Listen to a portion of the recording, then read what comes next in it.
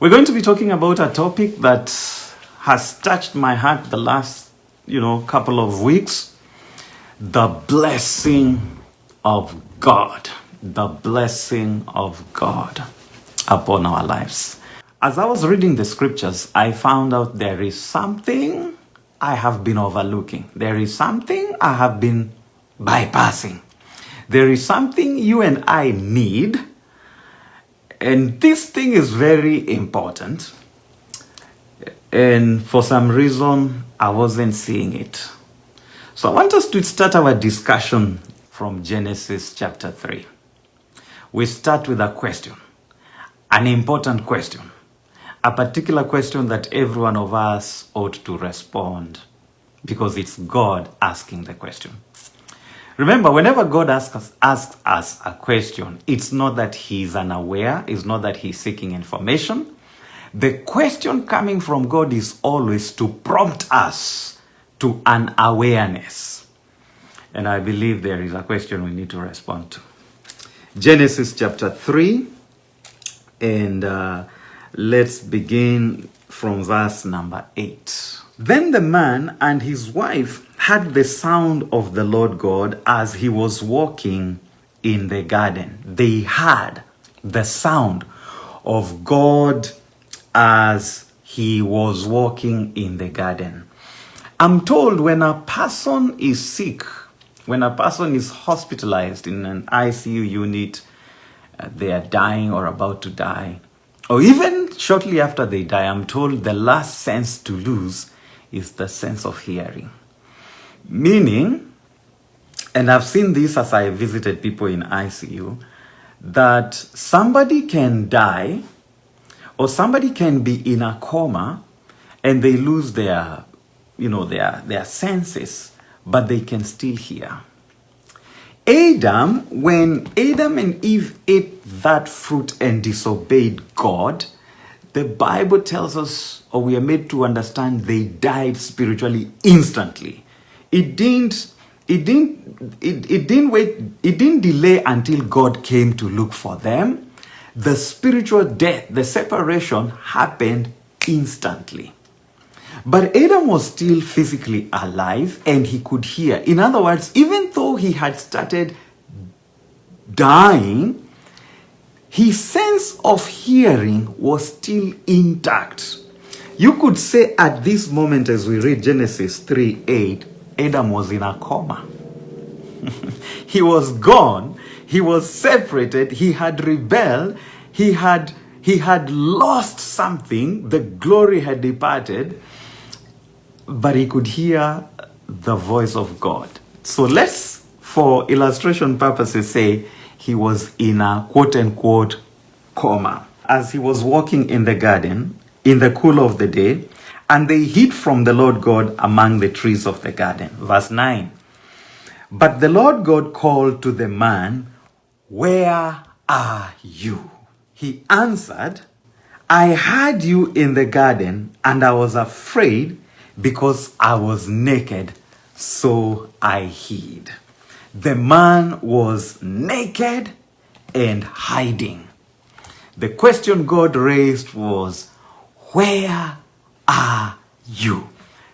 Beloved of God, as I speak with us, this is the question I can hear in the spiritual realm. This is the question I'm discerning in my spirit. God asking us, "Where are you?" When God asked Adam that question, as I mentioned, he was not interested in finding his geographic locale.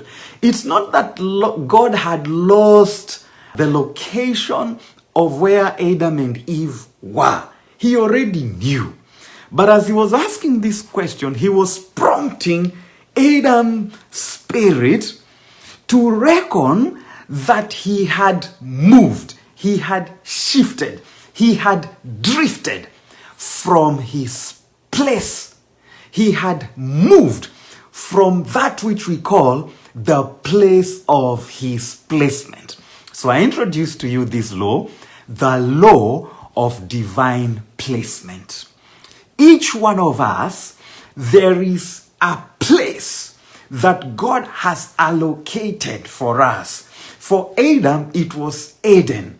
In Eden, he was provided for, he was protected, he had everything working, creation was submitted to him.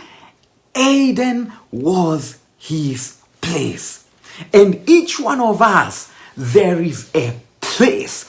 When you find your place, when you come into your place, you enter rest. You stop struggling. You stop fighting with people. When you find your place, you are provided for without struggle, without wrestling, without fights. When you find your place, nobody intimidates you.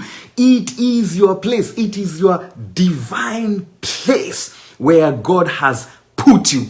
You prosper without struggle. You excel without exhausting yourself. Things seems to work for you. The law of divine placement dictates that when you come to this place, you find your favor. You find your blessing. Things seem to work. But if you place yourself other than where God has placed you, there's always a struggle. There's always a fight. It takes so much for you to produce results.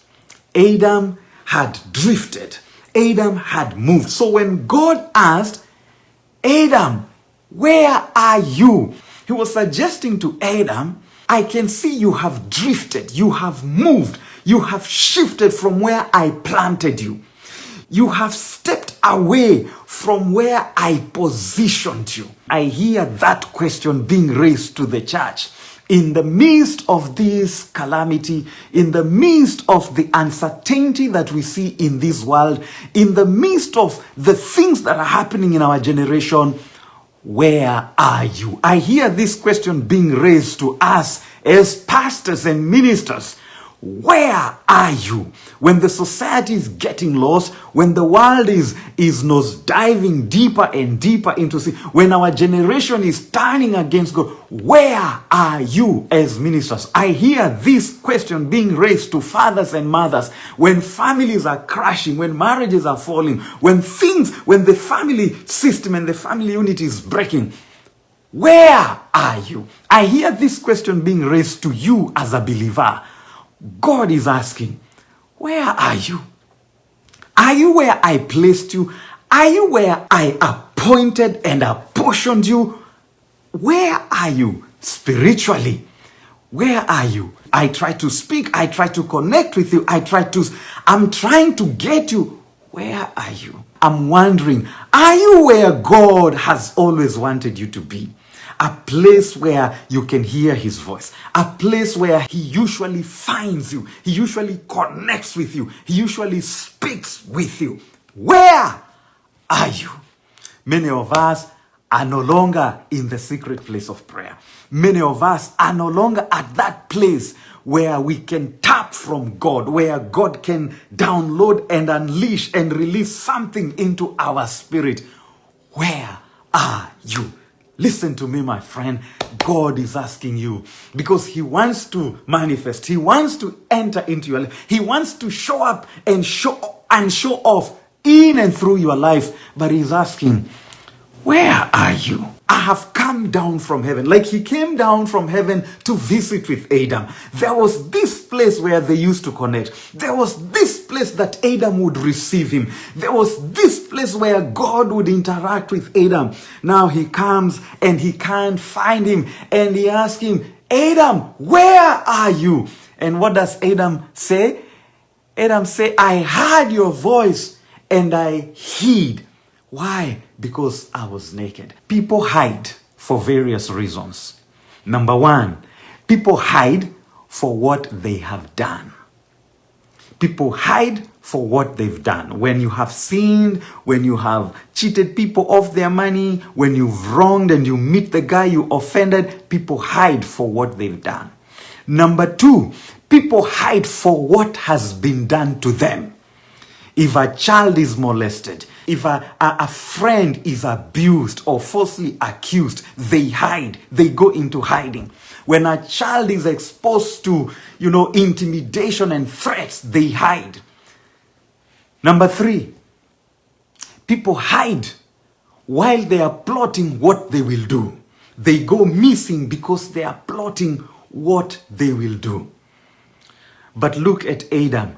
He was hiding because of another reason, because of what he had lost. Adam had lost something, and when he lost that something, he realized he was naked. There are people who can't answer that question, where are you? They are hiding because they have lost something. They are hiding because they are naked. The glory that covered them, the glory that overshadowed them, the glory in which they functioned and operated in has disappeared.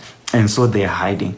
And I pray that if that's you who's been hiding under your works, you've been hiding in your job, you've been hiding, pursuing life, pursuing wealth and all that, may you find the grace to answer the Lord and say, here I am, have mercy upon me. I am convicted in my spirit that there are people here fellowshipping with me, but you are in hiding. Hiding because of what has been done to you. Hiding because of what has happened to you. Hiding because of what you're planning to do that is not right with God. Or hiding because of the loss you have suffered. So Adam was hiding. And he was hiding because he was naked. He had lost his glory. He had lost the blessing.